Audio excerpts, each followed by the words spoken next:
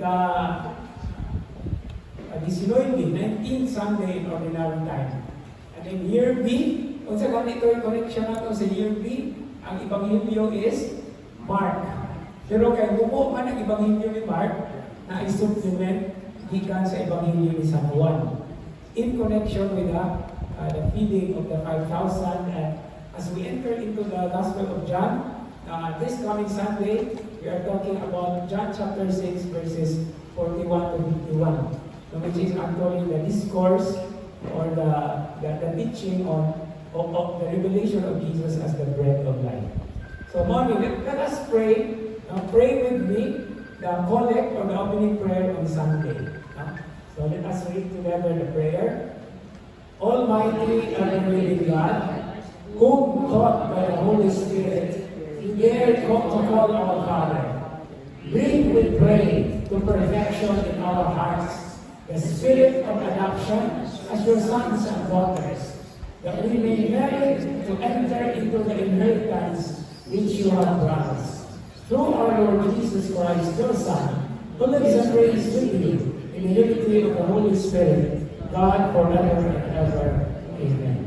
So, unsa may nindot kayo diha ang gihatagan ng pagdagad sa maong opening prayer or collect kanang ang puon sa dili pa ang first reading, ang liturgy of the word.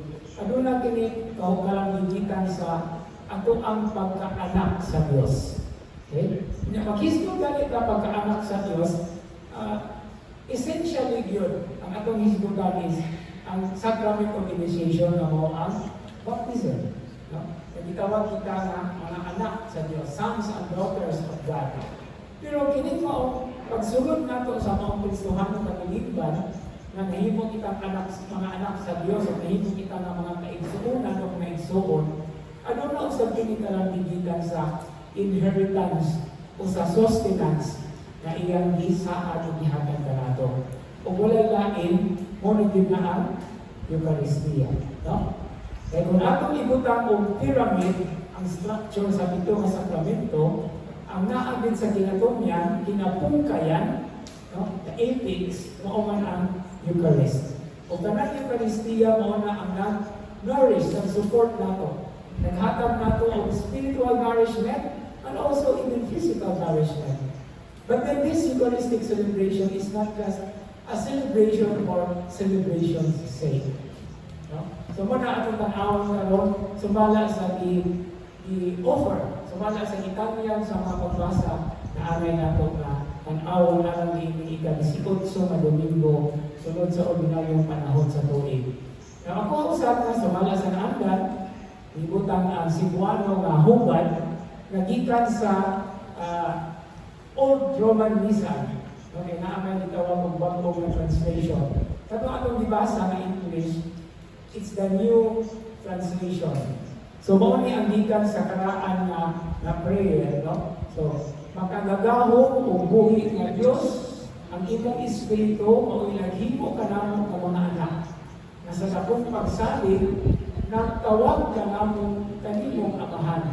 Dugangi ang imong espiritu sa bugma dinhi kanamo ug dadha kami nga sa langit ang isaad ng kabilin. No? So mao din ang kabilin kay nato langit. Now, kung sa may connection ni sa inheritance o kabilin, nga mao ang langit sa atong adlaw-adlaw nga pagpuyo din sa kalibutan.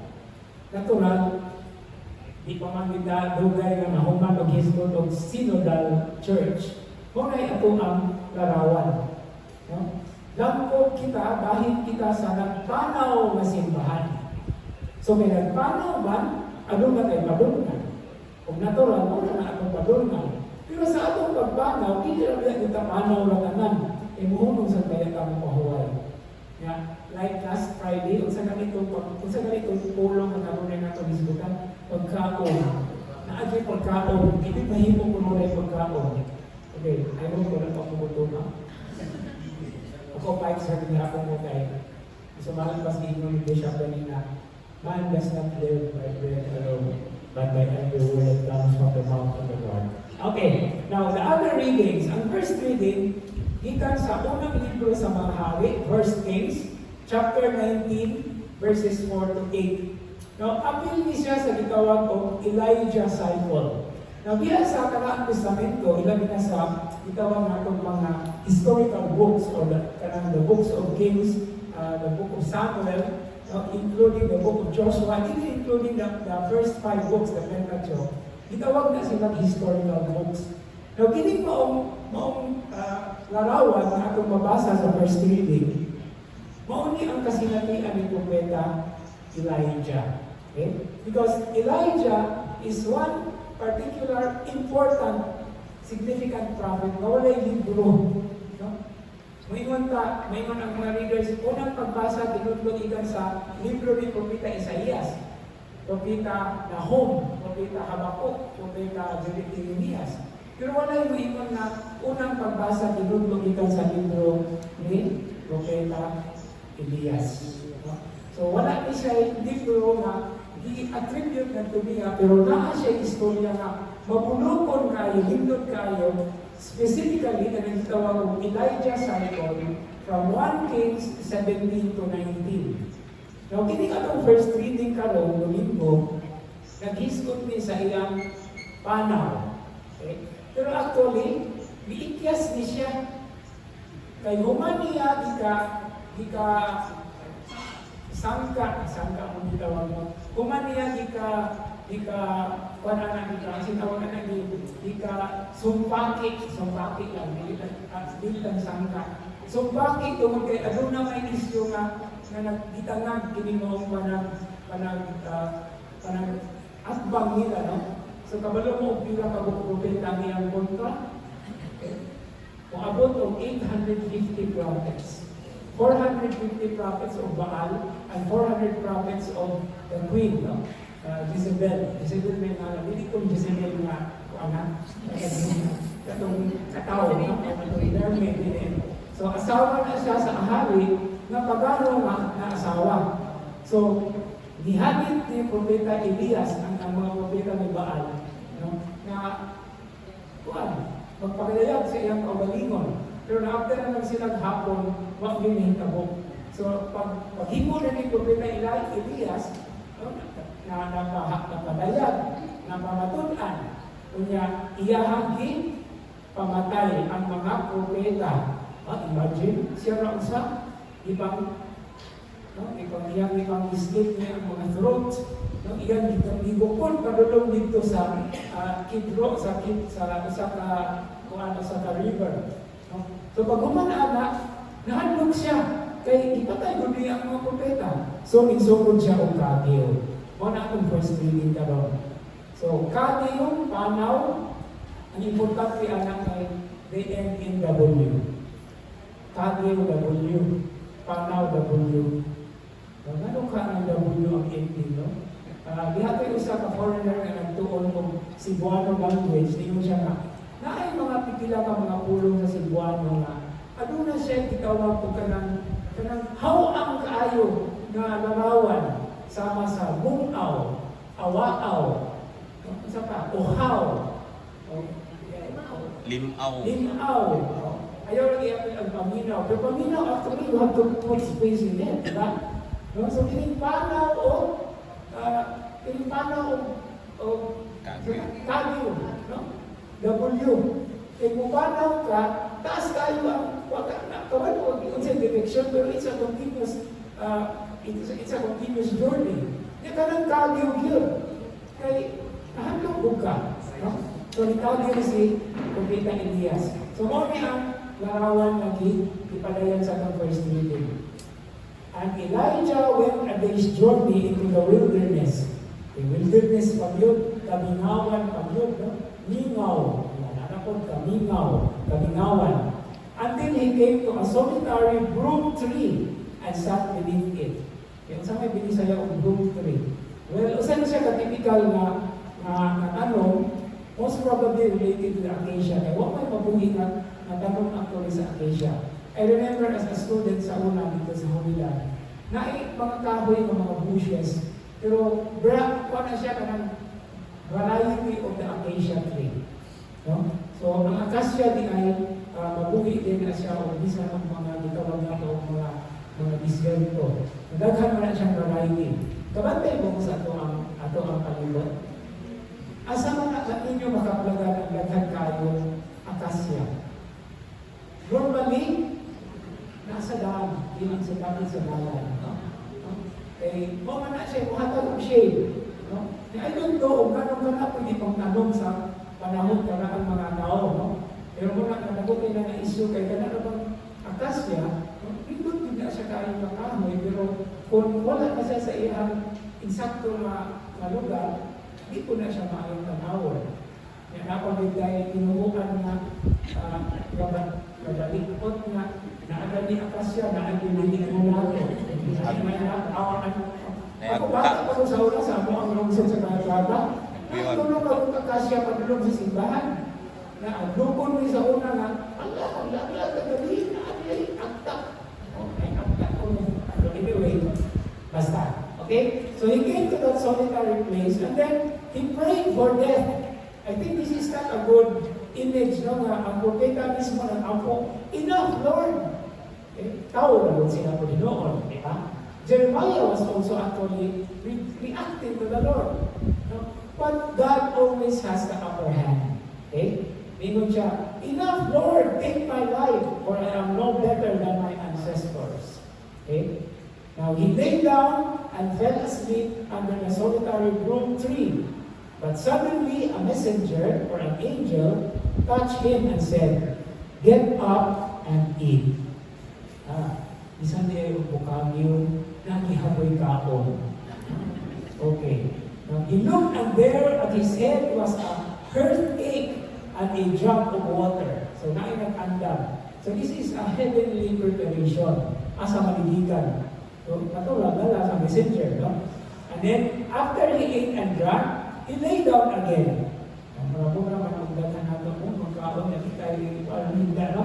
Okay, but the angel of the Lord came back a second time, touched him and said, get up and eat, or the journey will be too much for you. He got up, ate and drank, then strengthened by that food, he walked 40 days and 40 nights to the mountain of God, Horeb. Okay. Now, kining mountain of God, Horeb, is the same place we call Sinai. So, nagpatulog siya sa Sinai, naglakaw siya o 40 ka adlaw o 40 ka gabi. Now, the symbol of the 40 days and 40 nights, or the number 40 itself, is reminiscent of, or makapabalik lang daw nato sa panaw sa katawhan dito sa Kamingawan. For how many years? 40 years. No? Uman sila migawa sa Ehipto, gikan sa maglabang nila sa dagat na pula, they started their journey towards the promised land for 40 years. So maghiskod gani kag 40 sa Biblia, aduna na ikalambigitan sa simbolismo, sa numerology na gitawag atong completeness. Complete. Gikan na siya sa number 4, no? Ang usa ka numero 1, 2, 3 o 4, kung na siya normal presentation sa kanang kahaligi nga ito po ng balay. Mao po na siya upat ka mga corners of the world, the east, the west, the north, and the south. Okay, kasi dinisaya gani, ang east, Silangan. The west, Kanluran. Kasanpan. Asang south ang Andaw. Ang north, Amihan, ang south, Abagatan. No? So complete na siya, upat ka buo. So if you multiply it by 10, it becomes one generation.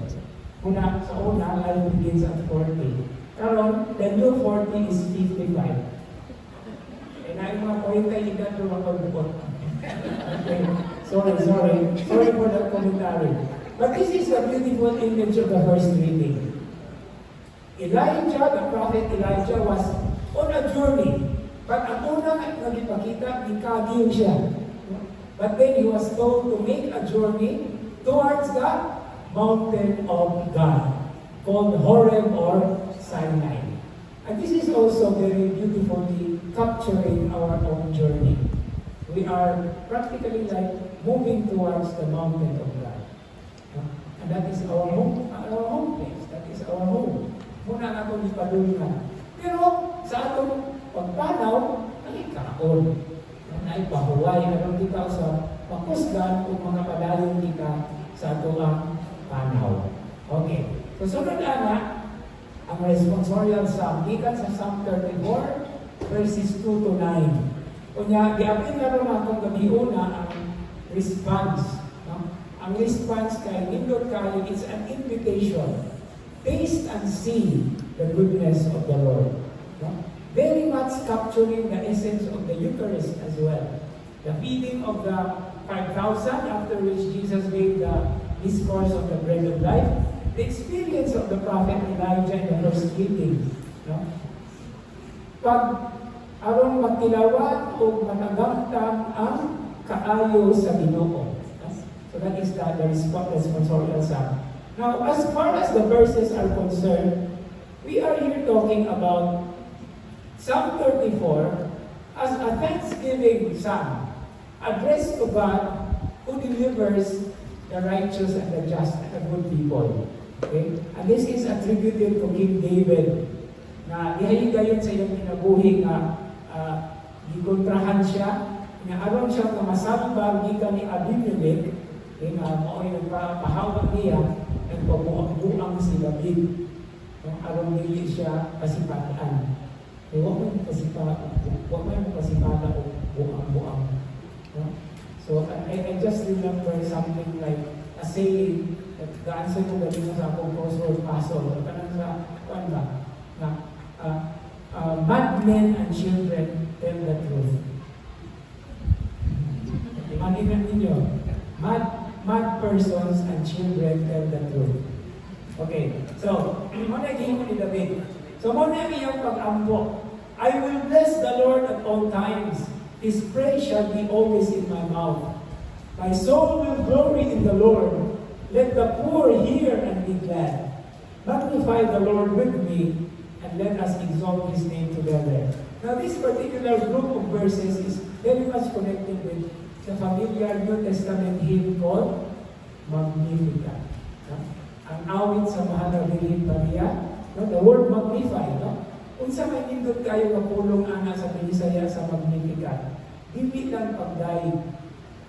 Bata pa ko, sa una, membro na ko Legion of Mary. Kanang Legion of Mary, na parte diha sa mga pag-ampo na itawa kong kanang antiphon, hindi po na kanang canticle. And the canticle of Mary is used on the Magnificat. And the Cebuano translation is, nagpakadako ang akong kalag. Wala, dili ko nagdayig. Actually, ang akong English, my soul praises the Lord. But magnify is actually very beautiful. Ano man? Kaya, unsa may papel o magnet. Nagtapot. Okay? Pero, dili lang na magnet ha, na magnify. It's actually, kung di ka kakita, kaklaro, katagay ka lens. Magpadako sa litra. So, mo di ay nagbuti pasabot anang to magnify the Lord.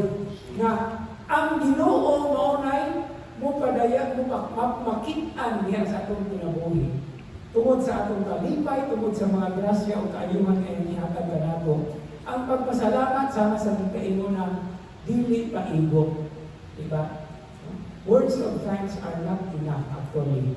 For the many wonderful things God has already done to us, is continuing to give to us, and maybe still in store for us. Muna yung paborito na akong tagline basta mag-visa ko sa CCTN. Yung kanang namay options, no? Kay ordinary time, ordinary day, wa may fiesta, wa memorial. So ako ausahin at inion every Wednesday na siya. Kanang Mass of Thanksgiving.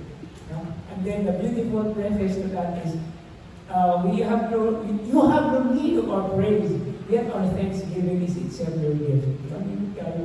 Kaya kayo sa itong pagpasalamat gani, kasa na sa Diyos. No? And what is thanksgiving in connection to the Eucharist? That is what the Eucharist is. Diba? Eucharistia. No? Ang mga Grego, ang pinulungan sa Grego, muingon sila og tambyo nga sa usa ka tawo, muingon sila Eucharisto. Or Eucharisto. Okay? So Eucharisto is in Greek, thank you. Okay? Or they pronounce it Eucharisto. Okay? So, muna siya ang so, Eucharistia is pagpasalamat. No? Tungod sa daghan ng mga dasal na gihatag niya kanato. Okay, now exalting the name of the Lord together. And then beautifully, the second part is, I sought the Lord and He answered me, delivered me from all my fears. Look to Him and be radiant, and your faces may not blush for shame. This poor one cried out to the Lord, and the Lord heard, and from all his distress He saved him. The angel of the Lord encamps around those who fear Him, and He saves them. And He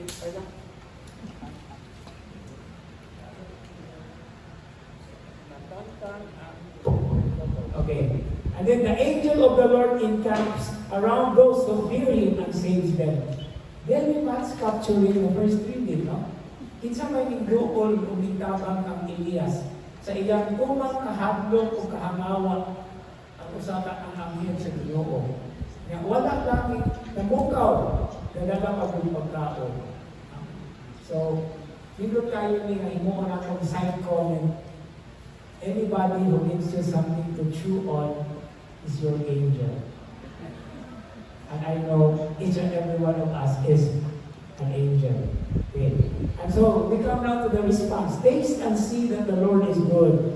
Then blessed is the stalwart one who takes refuge in Him. So ang kanunay di ay kapag pangita o kahubayan diha kaniya. Itawag o blessed. No? It's a beatitude. Blessed is the stalwart one.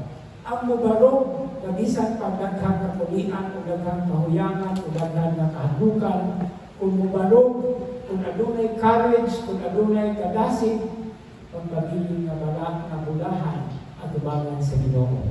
Okay? So that is the responsorial psalm. Now the second reading is taken still. No? Consistent ka sa letter of Paul to the Ephesians. Karon, chapter 4, verse 30 up to chapter 5, verse 2. Yan, dito tayo nga giingon din ni San Pablo. No? So, let us read the text. And do not grieve the Holy Spirit of God, with which you were sealed for the day of redemption. Kung hindi ka pagsugod sa atong opening prayer sa collect, nag-isco taong baptism. No? As a background, itawag man tayo mga anak sa Diyos. Hindot kayo ni kay kiniti ay bunyag, the gift of the Spirit, which is also received by us through confirmation, is the sealing. No? Mo kini ang tapla, mo kini ang timaan, na dili lang alang karon kundi alang sa agdaw sa pagluwas, sa kaluwasan. In other words, ipig di ay ni sa atong panaw, isip katawhan sa Diyos, isip mga anak sa Diyos. And then, kung sa may buhaton, because of this, nagdili ako pasipadaan ang balaan ni Espiritu. Muna giingon sa Ebanghelyo ni San Lucas o ni San Mateo na the most unforgivable sin is the sin against the Holy Spirit, which is, first of all, not having faith at all. No? O kung pasipada usap sa mga balaan. So, sa may giingon San Pablo, all bitterness, fury, anger, shouting and reviling must be removed from you, along with all malice. Okay? And be kind to one another, compassionate, forgiving one another, as God has forgiven you in Christ. Here comes a very important sacrament, coming one after the other. No? Gabi na base mo tagbunya, lalong confirmation. Padulong ka sa Eucharistia, di man na mahitabo ang Eucharistia kung walay kung sa mga sakramento, reconciliation, walay kumpisal. So the second reading now tells us something about being forgiven by Christ. And it is manifested concretely through the sacrament of confession. At kung ibaw siya ang sa mga sakramento padulong sa Eucharistia, bunyag, confirmation, confession, and Eucharist. Okay? Review sa itong katikis, ha? Okay? So, ang laing tulo, katapusang tulo, muna na siya pagkatighog gikan sa kinatumyan. No? Kaya wala na ang kamilyoon, pagkakaordinasyon o anointing of the sick, katapusan. No? Kaya hindi mo na katapusan, mo dala mo sa pag-ulapod na wanang. That's actually the end of the journey on earth. But a welcoming journey to the bosom of God, our Father, our final destiny. So yun ang connection sa ato ang kinabuhi. Okay? So let's continue in chapter 5. So be imitators of God as beloved children and live in love as Christ loved us and handed himself over for us as a sacrificial offering to God for a fragrant aroma. Pakinomlong ko sa una kanang sita ng mga diha. Kaya kung hindi kayo maayong video, kabalo mo yun, lumanis na mga dito. Kaya mo dahil na, yung diha ko sa kapanin ng anin nyo, I smell the aroma of that children. I smell the aroma. So anyway, this is a very beautiful word. No? To be imitators of God is actually to be like Him. Just as St. Paul also imitates the Lord. But be imitators of God because we are His beloved children. We have a very famous saying, like fathers, like sons, like parents, like children. That is also the very desire of Paul. And then live in love. Magpuyo diha sa paghigugma.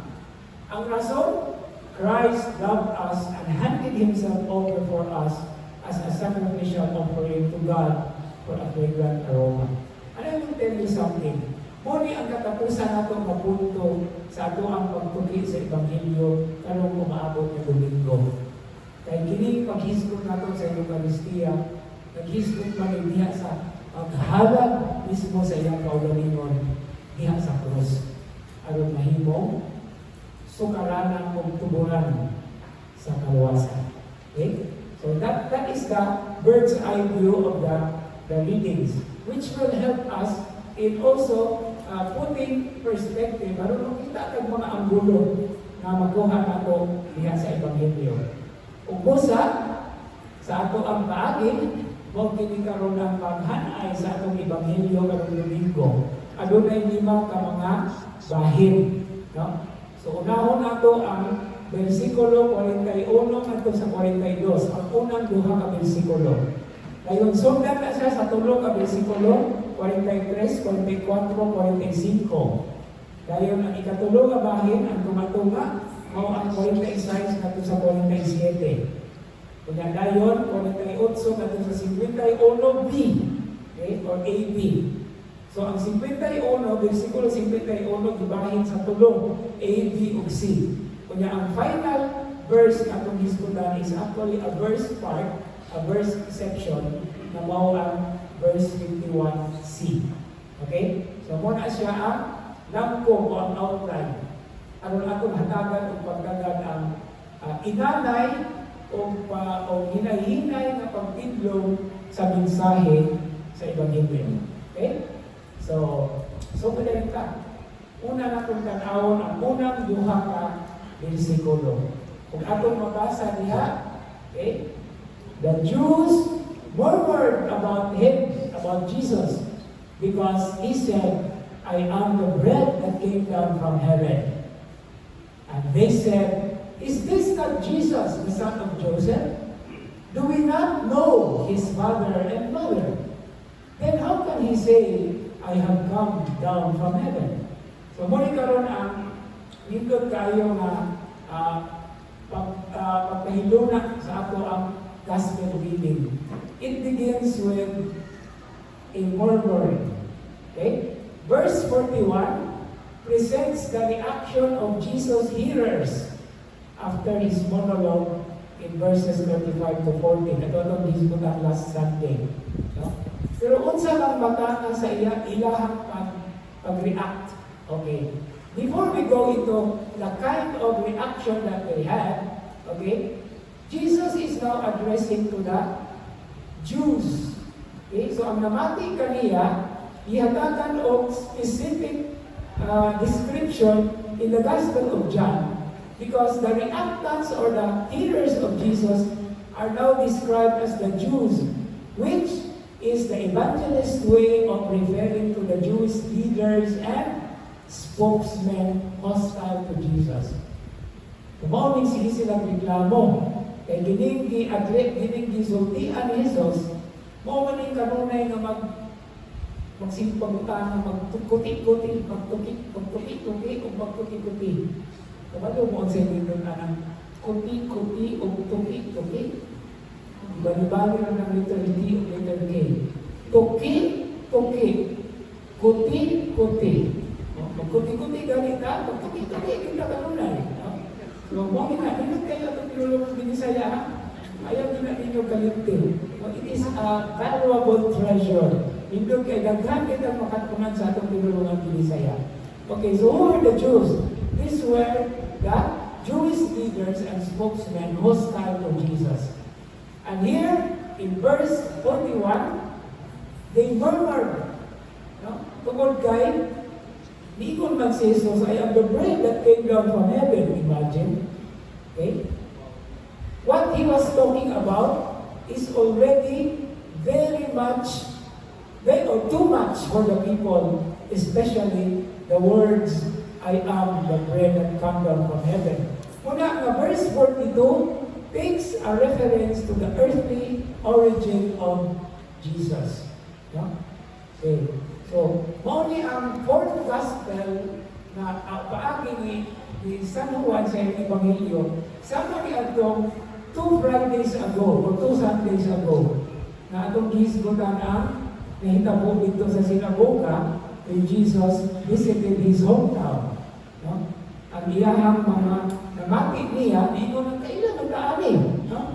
So look at verse 42. But is this not Jesus, the son of Joseph? Did they know him? Okay? And then do we not know his father and mother? Of course, mother is Mary.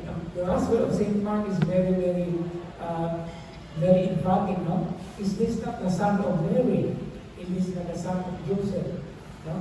So naanakagisutan anak. So I put that as a reminder and as a review kung saan po di pasabot ni anak. Now, the reference to the earthly origin of Jesus in the fourth gospel is John's way of expressing what the other evangelists did in their accounts during the rejection at Nazareth. Now, what is the lesson that we can get here?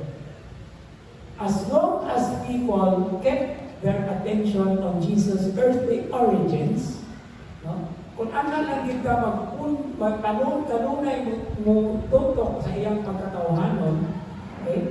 Insight into the true secret of Jesus coming into the world, which is actually faith in the descent of or the coming of the Son of God, or the Word incarnate, always suffers shipwreck.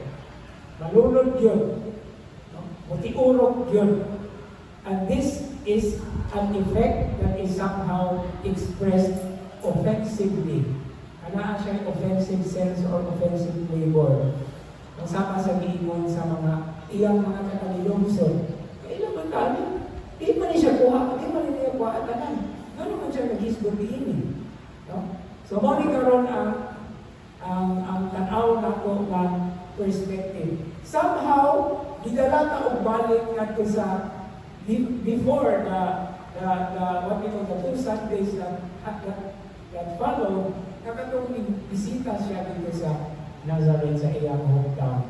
And this is a very beautiful context as a starting point, ano man, because of the human focus or the focus on the humanity of Jesus na ay natarong na usang kamatuuran. And that is the lesson that we have just read. No? At kung anak lang ta, ingon na, kailan mo po anak niya. No? Usahay, mapriso ako sa katawang tungkol kayo, kailan lagi, kay silingan lagi. Wala ka bang bago? No? Wala ka bang bago anak? No? So usahay mo rin hukom nato. No? Especially if we talk about friendships. Sometimes you say, I know him inside and out. But I think if we are really a good friend, you could also say, but I need some space for that person to become who and what he or she is. Just like we also ask, atagi sa kuko ninyo of space, so that I can also show something that is what you have already known about me. Because each and every one of us is unique, diba? We are unique people. And by the way, this is a very interesting connection we can give. Kaya bang Johari's window, pamilya mo ang Johari's window, di ba? Kaya upat ka square window ko, no? So nabihay usa ka cubicle na only you know mo na imong private life. Kaya na usa ka cubicle na you know and the public know. No, kaya bang your common personality. Pero na usa ka cubicle na only the public knows. But you do not know, kaya ito magitawag ng unguarded moments. No? Kung pili ka inyon, ay, inunanan, hindi ka makarealize. But there is one particular cubicle that is not known by you and not known by people, and only God knows. And that is something that we always have to also give a space kay di kami anang wala na po na inihingan, ang Ginoo na mo yung kaila. He also gives that to us in terms of certain events or certain efforts that we do in order to discover ourselves. Muna nga, when we talk about journey, when we talk about our journey of the faith, it is also a continuous self-discovery. Okay? And God has a way of making us or letting us know. Ikaw punta, usahay, dumulog ka sa Ginoo, and then we realize something, no? Maingon lang na, taon-taon naman rin akong lihimo, pero nanong karoon pa man po nakabansyan? Precisely because we always anchor on what is human in us. Don't forget that we are also spiritual beings. That's why we have spirituality.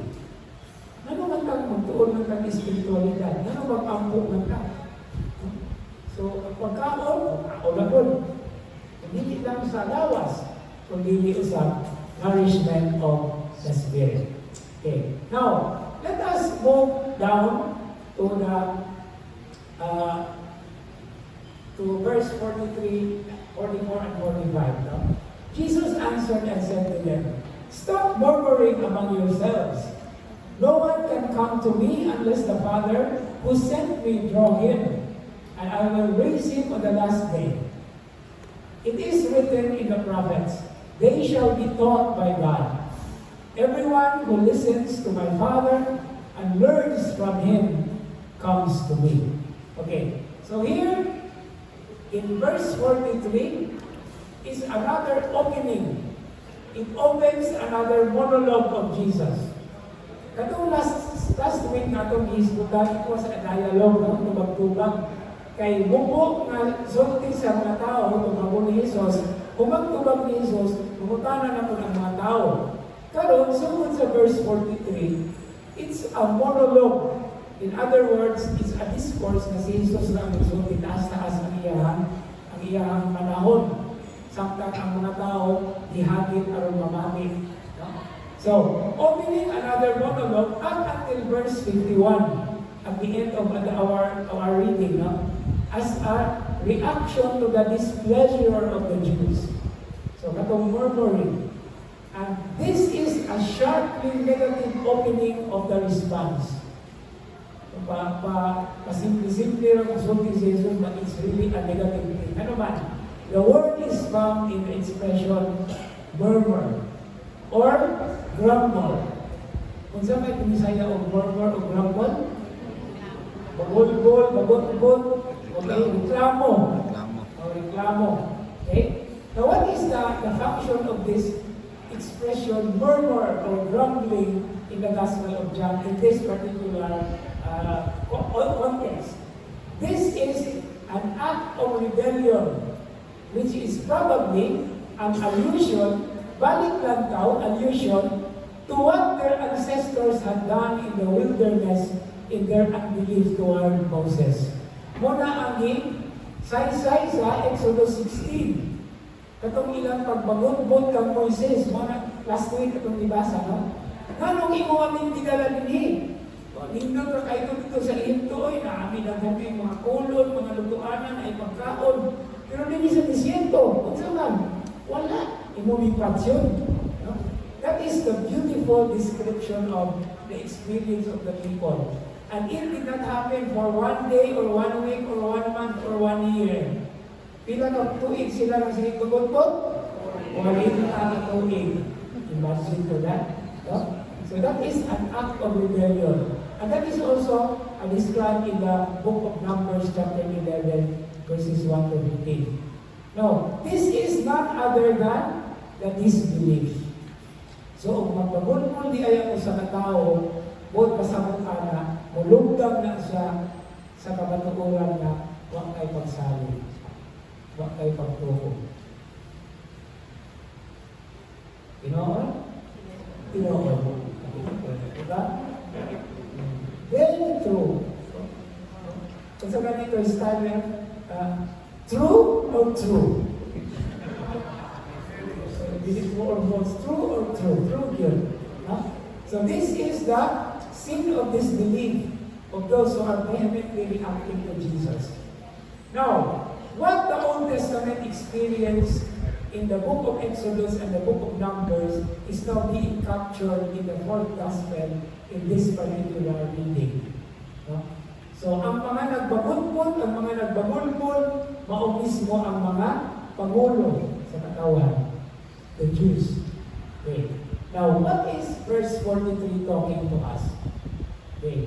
When Jesus says, unless the Father draw him, mao ni siya gitawag og creature. Kanang mao na siya gitawag og kanang focus or kanang force na nagsuyok kadto sa sentro diha sa pagbutyag sa kamatuoran.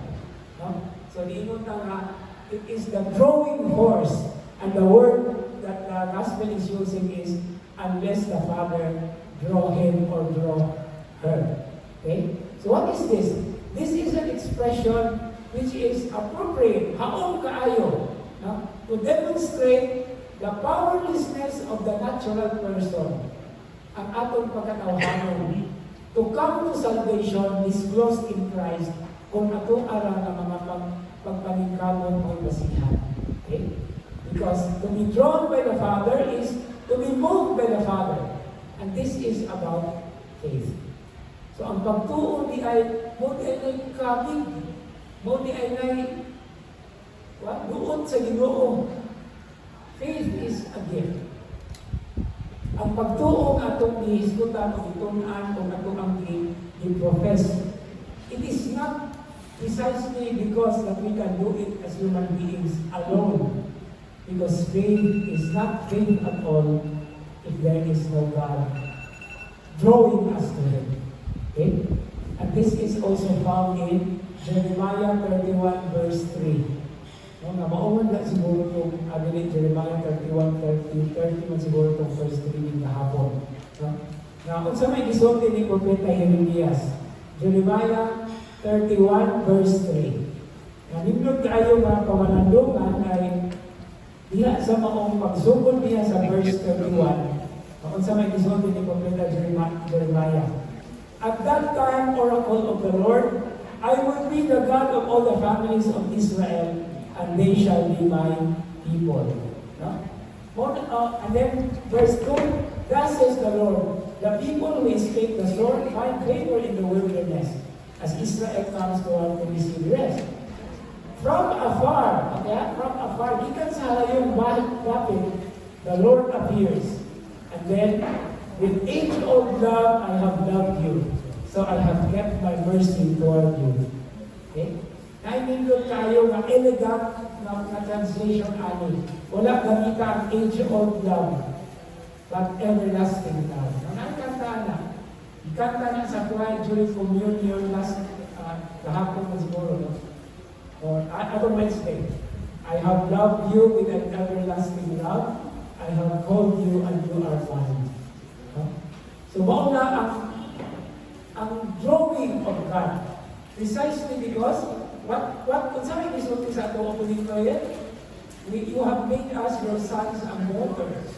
We are God's children. That's why He keeps on drawing to us. Ang problema lang, hindi ka kabatsyan.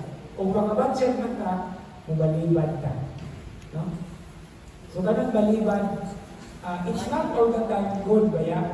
Tama ko yung good na mabalibad. Ilabi na ko, pananglitan, inom ka, nanigil ka mo inom, kung inom kayo kagaman, mahubog mo ka. So, balibad is good. Tawag anak, baligod. Baligod. Baligod. Pero kung di ka natin maayo, ako na yung balibad. Okay. Anyway, that's a play on words. Okay, the prophet Jeremiah is very, very particular about that everlasting love, the age-old love that he has for us. And what is that love all about? Making us his children. But there is one dimension that is so significant as Christians because we are children of God in, by, and through Christ. Muna na itawag ng mga Kristiyanos. Kung ay mga anak na sa Diyos, pinaagi ni Kristo nga atong Ginoo na maoy na sagop ka nato. What is in the second meaning? We are adopted children. No? Okay, so, panayon na sa verse 45. Okay, verse 45 which reads, it is written in the prophets, they shall all be taught by, they shall all be taught by God. Everyone who listens to my Father and hears from Him comes to me. Okay. So verse 45 underlines the basis of the drawing on a divine promise of salvation. And what is the gospel using? What is the evangelist using? The gospel of John? It is using Isaiah 54:13. Chapter 54, verse 13. It is written in the prophets. Ang sabi ni Sulat, and they shall all be taught by God. Okay? Pagatudluan sila, pagatudluan kamo sa Diyos. Na ang Diyos di ay adunay ang amahan, adunay paagi sa pagtudlo, paghimangno, pahinumdum ka nato. In the many different ways, sa naghan nga nakalain-lain paagi diha sa atong mga kasinatian sa kinabuhi. That's why we always say, there's always a lesson to be learned. Okay? Sometimes we call it life's lessons. Nausahay o di galing natin makatagan o pagtagan, may kwento, siya ro, magkaroon o reason is mga ginikanon, diba? Takam, iatman, makakaon. Magikan ka sa pagkabata, kanunin ang pahimutuan anak, makakon, maginaw, maka-learn. Okay? So muna na, there is a way that we can, and as parents are given to us, kay di matamatawag ko mga kaibiganan, they are God's extensions of these teachings and of these reminders. And that is the way we are being drawn to the Father. No? So, the underlining point there is, it is written by the prophets, in the prophets, okay? They shall all be taught by God. Now, this promise is also extended elsewhere with regard to a future salvation. And again, we go back to the prophet Jeremiah chapter 31. No? Na, iingon si prophet Jeremiah, you will all be taught, no, from the least to the greatest. Precisely because of the experiences that you have. And it is considered a gift of the new covenant in the context of Jeremiah's prophecy between God and His people, by which the expression all, tanan, okay, it is a universal sense and character of God's redemptive will. Wala pinalabi. Okay, tanan, kung itawag na itong universal salvation. Walay dipili, tanan itawag sa Ginoo. Tanan itawag alang sa kaluwasan. And what is the purpose? To come to know the Lord. Okay? From the least to the greatest. And that is also repeated in the first letter of John, chapter 2, verse 20, and verse 27, and 1 Thessalonians chapter 4, verse 9. Okay? From the least to the greatest. So walay gipili. Tanan-tanan, we are being taught by God. And sometimes also we can even make that dimension na we also teach each other. Okay? Dili lang lang sa classroom. But as they say in Latin, experientia docet. Okay? Experience is the best teacher. And that is the very topic that the wise men, the sages, the books of wisdom are talking to us. Now when we read the books of wisdom, it's talking about how God teaches us, how we are being taught in the everyday experiences. And it even includes proper etiquette in eating, proper way of treating friends, etc., etc. Appreciating nature, caring for the earth. That's part of the wisdom topics. And that is where we learn. That is where and when we learn. And the only thing that is drawing us, that is challenging us is to learn, to listen. And after listening, to invite. Dito ba ng bulong invite kay buk pasabot ana inom. No? The word invite is actually drinking. So it's not only eating, but it's also drinking. So katong nagkaon niya, inom mo ano niya. Okay. So kinahanglan kay pagtulak. Anyway, so that is both now. So these are the two dimensions now of the meal. So the Eucharist, di ba? Something to eat and something to drink. Pero ngayon dahil ko, Padre, sa akong parokya, Padre, makalawat ni Padre, Body of Christ to love you. Ikaw, mahal akong binom. Pero kami sa CCPN, the body and blood of Christ will be kanulan. Asa mo ang di ba? Anyway, nagmukhaan niya. Anyway, so, but of course, where there is the food, there is also the drink that is implied in it. Now, what is the hindrance that is presented in verse 45? Okay. Kung sa man ang hindrance, muna ang giingon sa mga nakagawa, the Jews, no? Ang ato ang topic karon about the Jewish leaders. Ingon sila na, we know who you are. So, kailan ang na siya. And that is the main hindrance. What is it? Salvation based on one's own insight and knowledge is against what faith is all about. Mauna na hindrance. Usahin ay mo ingon nato, nagtuo man yun ko. Pero kulang pa sa pagpalawog, kulang pa sa pagpatidlog. Kay usahay ang atong pagtuo, kanunay natong ikulit kung unsay atong na ibalan, unsay atong nakatunan. Okay? Kana ba giingon nila nga technicals? Muna nga, kung yun kaayo kalainan ka ng nagkahibalo ka, kaya nagkasabot pag yung katungano. But that's why this is when the understanding dimension comes in. You learn and understand. Kinahanglan na atin ng pagsabot. Pero ang pagsabot, medyo lisod na proseso.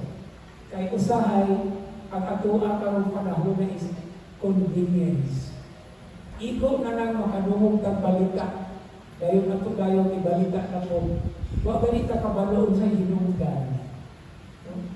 Karon ipasa nato ron sa social media, kaya hindi nato ang dagat ng explanation. So before we know it, daghan na tayo mga hibalo. Isod na tayo pagbawi. Ang tinuod di ay na imong nadunggan, wa ni mo basahan ba tuman, wa ni mo iwasa o basa. Tuwagin dito sa linugdanan ang tinuod. No? Kaya kita mag-usahin kung sensationalized. No? We like to sensationalize things. So, muna ito sa mga problema. And this is also connected with that. When we know and we only base it on a little thing that we can actually grasp, it's not enough and it's very dangerous. No? So here these Jews were pictured as not wanting to receive it in the manner which God would give it to them. And what is the manner that God wants them to do? Is to listen to Jesus. Pero kung sa may ilang may tabo, ilang gana niya. No? Ano mamati mata niya? kailam na niya. Kagawas pa niya na, ato siya na ila, yung naman nakikat siya langit. Yung saan na pagkahita ko, I am the bread that came down from heaven. Oh my goodness. Kada nasabi na siya, ano na siya gikan sa langit, no? Kung nag-isulti nila, no? So, by them coming to Jesus, with this condition in mind, kulang ang ilahang pagtindog o pagtungkad sa kamatukuran. Because the faith that we are talking about includes hearing and learning. Even to the attempt of doing what one cannot do. Ito aling mahimungatan ha. We have to hear and listen and learn even the things that we cannot do. Kabalo ko kung sa ihagan ng example natin. When Jesus cured the lame, itong paralytic o the layman, kung sa may condition of lame, hindi maka-indog, hindi makabalong. Kung sa may iyang sulti sa tao, balong. Di kong kabalong, di na Jesus kabalong. That is where the future is found. Eh kung sa ato lang kaugalingon, di kita mahimo. Pero kung ang Ginoo na musulti, di sa kita ito mahimo, pwede kang makabalong. And that is where the effectivity of faith is. Even the raising of the dead. Makabagon pa ba ng matay? Di man. Makabagon pa ba ito si Lazaro? Di man. But what did Jesus say? Lazarus, come out. Igulo ang mga katolik, upang na nakaadlaw mamatay buhay. But what did Jesus do? Come out in the open. That is the faith dimension. Okay? So naagyoy, deeper dimension di ay ang usaka, itawag na ito ang hitabo. Muna nga kita karangitan sa ito ang kaisunang ng mga katulungan ko sa na ganit kay malunggan, o bisan ganit kita mga sinapit ka, we don't conclude immediately na mauna na siya. Kabantay mo sa mga pinulungan sa mga katigulangan, masig na akay mas dawuman. So pananglitan, na ay nahitabo mo na may ko na, uy, kuwan man siguro ni idabaan man siguro ni Ginoo. Ngayon na, paminawa pag yung kuno, kasi na akay lain anak. It comes out to be the idea. Paagi ito na mas makafeel ka, na tinahanggan mo ang Ginoo maayo. And people like this, if the faith is shallow, wala. Ay, so ngayon lang di ka. Ano, thank you. Pero kung ako ang yung tutukan, kung muli nga mo ingon sila nga, these people must be crazy. Because, in faith, it makes us crazy to those who are just swallow. Or shallow, not swallow. Swallow na ako nila. Shallow, di ba? Di ko familiar kayo sa kanta ni Lady Gaga na shallow. Pero parang nainikot kayo niya na mensahe na iyang isulti. Kanang pagkataphaw na ito usahay, o pinagbabag. Taphaw na ito, babag na. Taphaw na gani. Kalapalagmi ba na? Uy, kalot pa, uy. Kalawang pa, patigong pa yun. Tindong pa yun.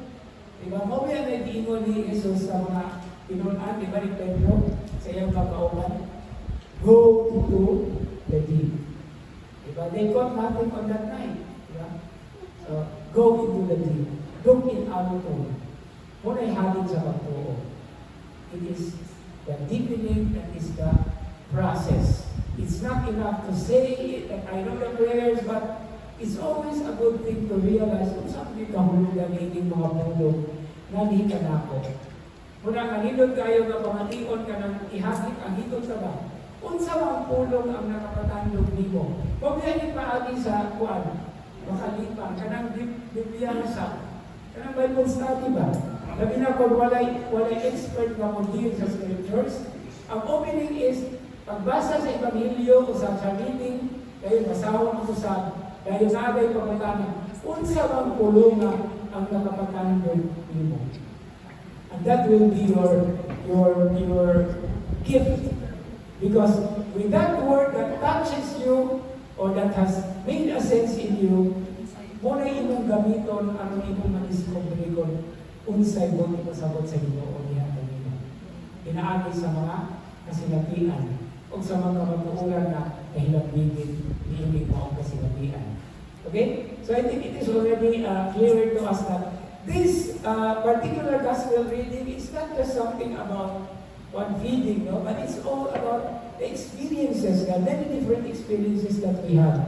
No? So even those that we cannot do, that is actually what God wants us. No? Like Peter, Lord, I want to walk. Okay na go. Okay. So ang problema asa man? Problema ni Pedro, hindi problema sa Ginoo. Ipalakaw mo siya. Anong nahablong mo siya? Panaon, Lord. At sa galing joke na, inon si Jesus, man of little feet. Man of little feet. Little faith. Man of little feet. Okay, Lord. Okay. So, wala siya, no? Pero ang punto niya is, isang pagangganin ni Ana, kupatidhog gihapon ka mo, idlog kita. Nindot kayo ang reflection ni Bishop Cardinal Compliments Governing through Bishop Bob David. Nakala ba expression na rock bottom? Familiar mo anang rock bottom experience? Di ba? That is very negative, di ba? Kung daghan kayo ng mga kuan ka ng mga hindi ka successful, di ba? Pinunod ko ang the rock bottom. Pero what is very beautifully described by His Eminence Cardinal Cabinet, yung siya na, you know, when you are on the rock bottom, you have to thank God because the Lord is our rock. Nagpanuulong na niya. So naataling damok niya, naulong na, katuwa man siya dito nagpaabot na ako. And that's the reason why even if we have mga failures in life, we can still turn it into something positive. That is what a good vibe is. Positivity. Kung na isa sa mga punto akong hisgot na niya sa visa, carry your cross to follow me. Deny yourself, carry your cross and follow after me. We are going to be positive-minded. After all, the cross is a sign of the positivity. Now, pag may cross na, positive yun na. No? So, to be a Christian is always to be positive. To make the sign of the cross is to enhance that positivity in us. And that is God's gift to us. And it is through the cross that He bridges heaven and earth for us. No? Amen. Okay, so let's move down. Padayon ka sa verse 46 of 47. Okay. Not that anyone has seen the Father except the one who is from God. He has seen the Father. Amen, amen, I say to you, whoever believes has eternal life. Now, kining eternal life na hisgutan dinhi in the fourth gospel, sa ato nang ikaingon, kinabuhin dayon, pagsugod na karon. No? It begins in the here and now. No? So, kinabuhin dayon, pagsugod na karon dayon. Okay? Dili na something atong paabuton pa. No? Because that is the dynamics of eternal life in the Gospel of John, in the fourth Gospel. It already is cultivated and begins to be radiating and manifested in our present time. Sa atong pagpuyo sa kasamtangan, sa pagkakaroon. Apil nga na ang daghan ng mga left and right na napulian. Because these are actually challenges. Now, the 46th verse 46, here is a declaration not about immediacy, okay, but can only be realized through the mediation of Him who is from God and who descended from heaven. Ano ba? Ang reaction sa mga Hudiyo, iyon man ka, ano mo tuo man ka anak niya? Nagtuo man sabda. Pero mo man buot pasabot sa Ginoo. From the one who descended from heaven, He is the one that you have to listen to.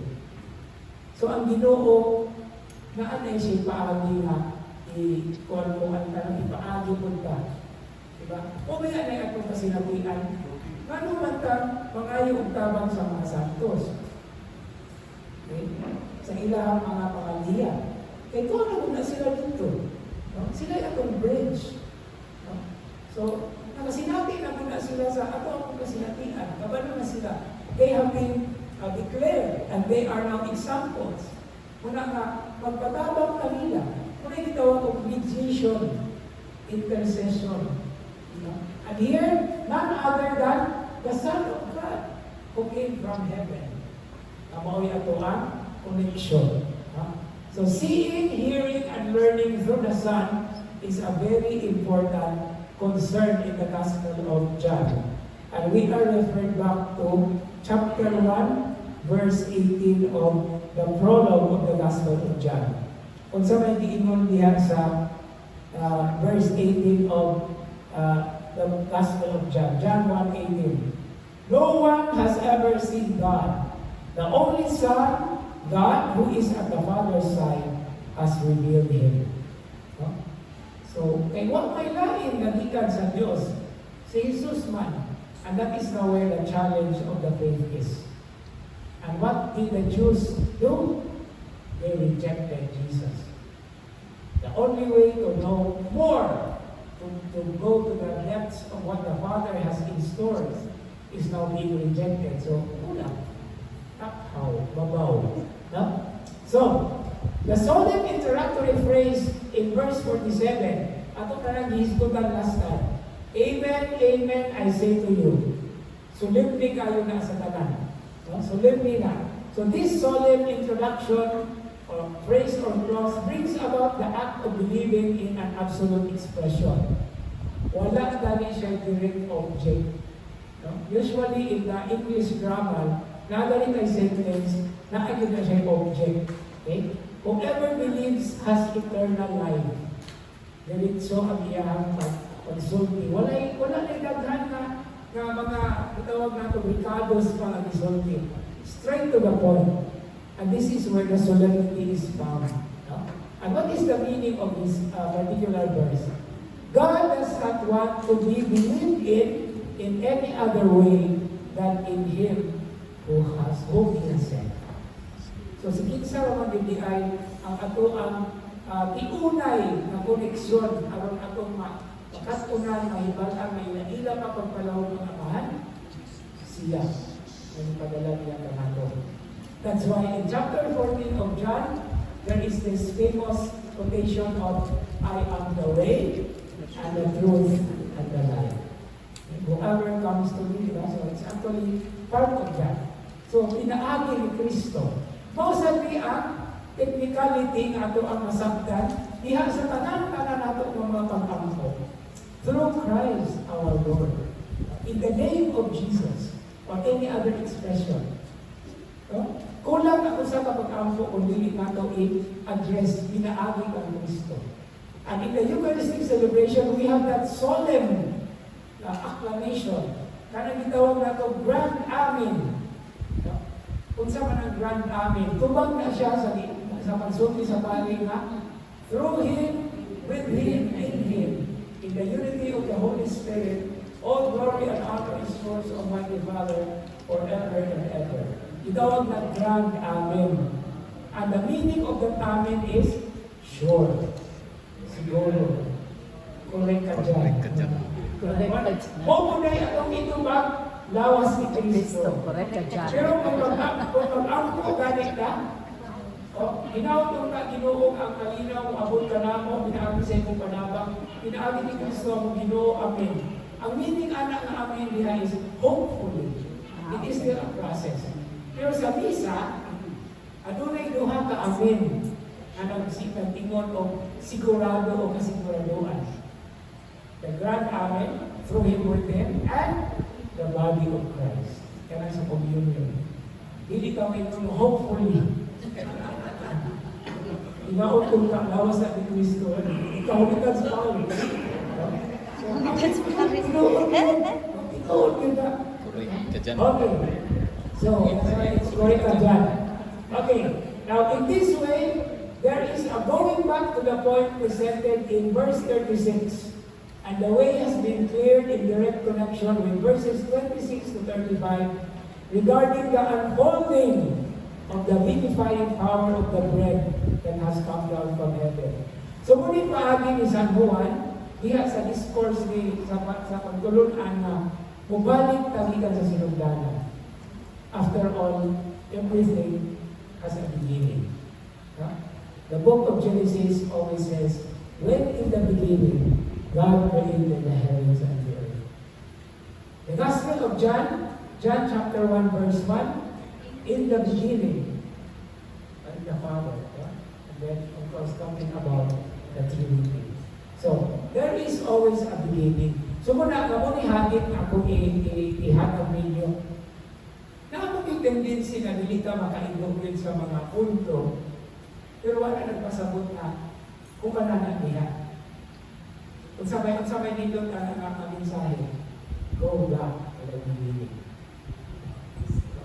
We are always given a chance. Don't be to do once, balik-balik. So, hindi na ito na makaplagan, hindi na ito na makuha, masigyat na ka, go back to the very beginning. That is always an age-old wisdom teaching. For everything, there is always a beginning. And in the book of Ecclesiastes, chapter 3, for everything, there is always a time. A season for everything. A time to be born, a time to die. A time to plant, and a time to uproot the plant. Dagan kayo na diyan. You read, ako nakatawag, ihatag na ako na assignment videos.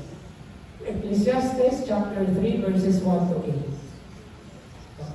So, dito kayo na siya tanawag na kung naagad ang sinungganan, naagad katapusan po, pero usahin kita makos katapusan, balik ka sinungganan. Inautun ka, makaplaga na po ang dalang padulong sa kamatuunan, sa kinabuhi, o sa gugma na mao ang Ginoo. After all, God is our beginning, our middle, and our end.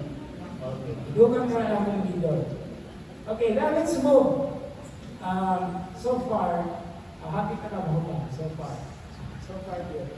Okay, verses 48 to 51. So declared Jesus, I am the bread of life. Your ancestors ate the manna in the desert, but they died. This is the bread that comes down from heaven, so that one may eat it and not die. I am the living bread that came down from heaven. Whoever eats this bread will live forever. In verse 48, kung sa may kahulugan anang simple kaayo na sentence. This is the main theme of the discourse. That's why usay kalan ani nga discourse, the bread of life discourse. I am the bread of life. Now, by using the word I am, what nato naisguti pa. In the Gospel of John, there are many I ams na expression. I am the way, the truth, and the life. I am the light of the world. Okay? I am the good shepherd. I am the gate. Kung saan man ang I am? Okay. Sa panahon na gidapog si Jesus dito sa tanaman, nangutana si Jesus, kinsa man niya ipangita? Si Jesus, dito si Jesus, I am. Kung saan man niya ito sa mga tao nangita niya? Tumba. Ito lang I am, okay? Ang original anak na tuburan sa I am, unang gitawag na ito o Yahweh or the Lord. Yahweh. Ang Ginoo. I am is an expression of the Lord. Kung sa mga isulti sa Ginoo nga ito kang Moises, I am who am. Pagkutano ko niya kung nila Ginoo, kung siya nagpadala na po, ang ina sila, I am sent you. I am sent you. I am sent you to them. So I am is Yahweh. Muna yung mga masabot, or Adonai. O meron itong kanta, at kanta hinoon na, sa ganito ang kanta, O du ladunay kitong, kili olam hasdo. Sama na siya sa taste and see that the Lord is good, for His love endures forever. Okay? So muna siya, He is the life-giving bread. Muna yung tema sa maong diskurso. And then verse 49 presents a contrast. Kung saan may i-contrast ni Jesus niya? The manna given by Moses, na mo'y ilang itubad, na payo ba di ay Moises? Si Moises, nagpakaon ng manna. Okay? This is what the Jews ate and considered to be the bread. Mo ba ilang pagsabot ng ingon Jesus na the bread? No? They were talking about or thinking about the manna. But to this, Jesus made a contrast. And by putting a contrast, Jesus adds a new argument that their ancestors or the fathers to whom the Jews appealed still died even if they had eaten of it. So naay mas lawong katuyuan si Jesus by using their argument. Iingon si Jesus, tinuod na. Nanaon sila sa pag naghihatag ni Moises kanila. Nasumala ni Moises, pagpangutanan nila, Mana? Sabi nila, last week, Mana? What is it? Okay. And Moses says, that is the bread from heaven. But they ate of it, but they died anyway. Unya, isundan pa yun ni Jesus in verse 51a, I am the living bread that came down from heaven. So kung natuhan yung tinabanon ng sulti, nagrikat ang mga Hudiyo na nagtatungog niya, kasi isang sulti I come from heaven. Diba? Kasi anak ko din sila come from heaven man. Pero wala sila lumili ni Jesus. Kaya kanunay, balik-balik ko ni Jesus that came down from heaven, preparing to himself. So siya, kapila na balik-balik ka, di sila makakapon. Pagkakahit na lang nila tulog yun. Okay?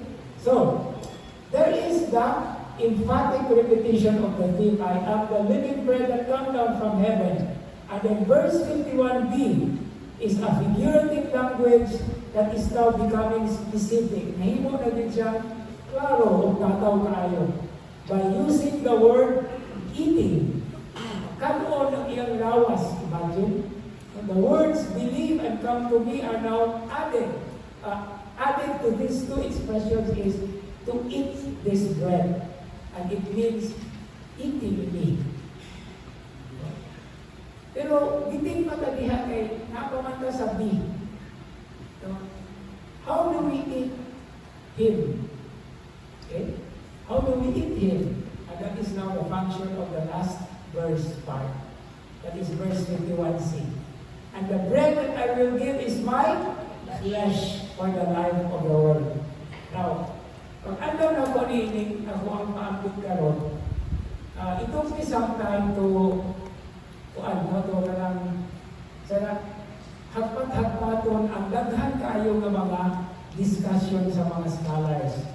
Ilabi na sa mga Katoliko o sa mga dili Katoliko pero Kristiyano.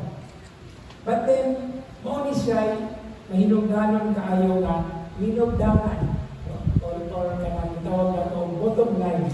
Let's get out of the theological discussions but unsa man yung significance ni ining maong katapusan versikulo o parte ng versikulo.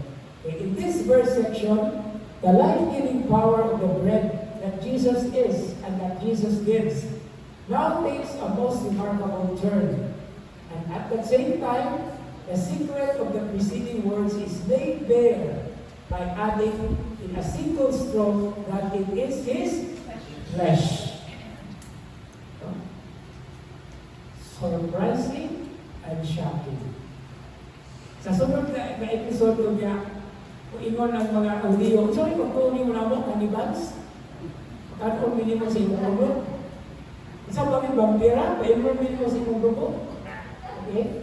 But of course, that is said in a manner of expressing that there is a subtle description and connection here of His death. Ang iyang pag-ulat sa iyang dugo o paghalad sa iyang kinabuhi ngadto sa cross, that is basically where the source, di ba? Kung sa iyang mindot ka reflection, anang gapitay na siya sa cross o nagigugsa ang iyang pilit, water and blood flowed from His side. Okay? Mabaya na image na kanang nakita nato sa Divine Mercy, di ba? Pero kung sa mga significance sa water of blood, water is baptism, blood is the Eucharist. So muna di ay ang usa sa mga maanindog na lugdangan. Usahay mga lumog siguro pag-discussion na kana siya dili para Eucharist. Hindi siya dili pa rin, no? It's about eating. But of course, the Eucharist is always part of it. No? But what is the significance? What is the subtle connection that Jesus is pointing out here is by giving His flesh to be eaten, He is already talking about His death on the cross.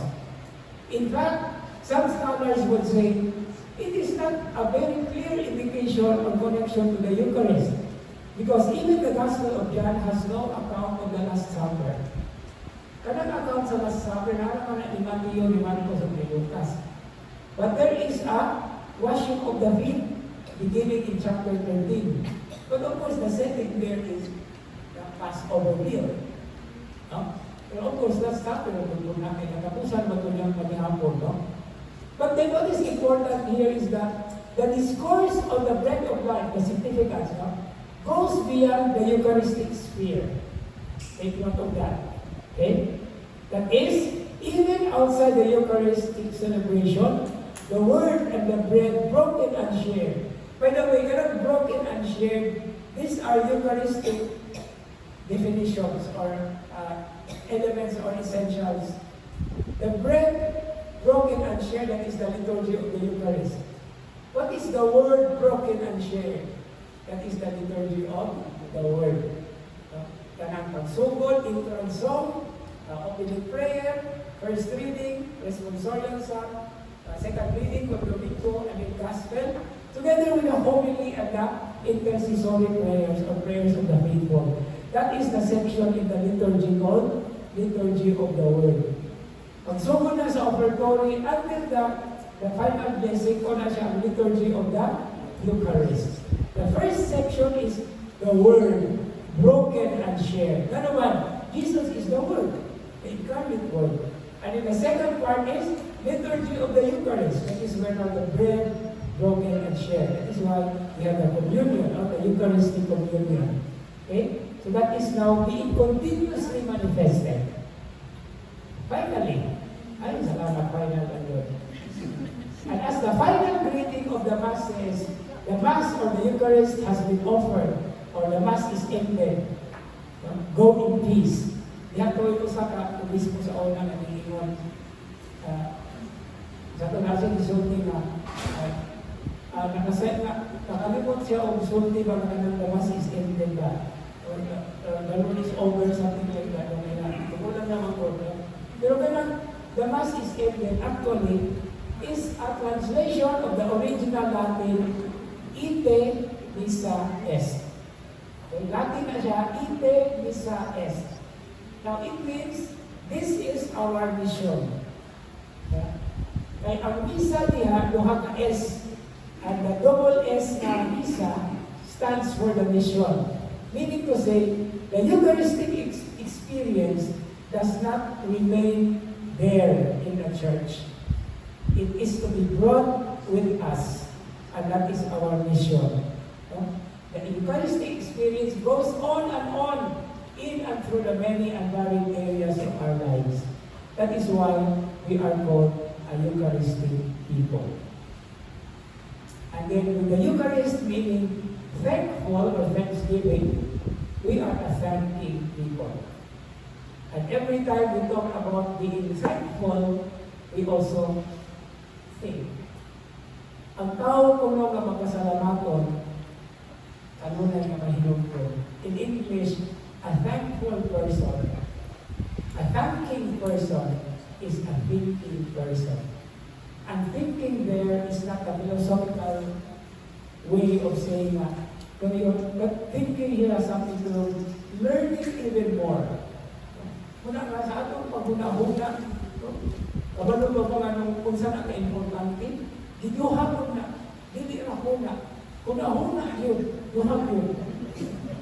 Ilang mga Cebuano, mga Pilipino, kung kaduha ko nung balik-balikon, ginuang ko nung maray-maray, hindi tinuod. Kung kabalo mo sa Spanish o sa Italian, if you repeat the word twice, It is emphatic. Yeah. So when you say, tinuod na, tinuod yun ka, tinuod. Pero, ano yung sabi mo Italiano? So, may utang huna-huna, tinuod yun na. Kaya kung huna-huna ka, hindi ba yun na tinuod? Wala'y tao ka nagtiaw-tiaw lang na naghuna-huna ay. Huwag yung ano lang lang. Kung mahuna-huna ko sa katao, adunay mas lawong na experience o sinatian. At so, balik ko na to. A thanking person is a thinking person. Or a thinking person is a thanking person. Kaya pagpasalamat, pwede na siya ikon, conclusion na siya sa imong maghuna-huna. Papamahuna-huna o bibigay ka kung ikaw makasalamat. Have you ever said to the taxi driver, thank you? Sabi yung ba naging? Imbis na thank you, suki. So wherever you go, thank you, pero don't overdo it, diba? Ma-cheap na o na, but the thanking itself is very beautiful. Now, nag-hisgot na lang sa pinulungan ng English, pero di na ako nagalimutan kayo. Sa German, to thank is dank, to think is denk. Danke, denke. Danke, danke, denke. To think is to denk. To thank is dank. Mura lang English, to think and to thank. And that is what the Eucharist is for all of us. And this is for the rest of our lives. Not only on special occasions, but on especially on the ordinariness. Kaya mas daghan pang ordinaryo sa akong ginabuhi. And this always goes wherever we go, wherever we want to, na ang kanunay nato nga buhaton is pagpasalamat. Una sa Dios, na usap na tao na. Nakatandog nato.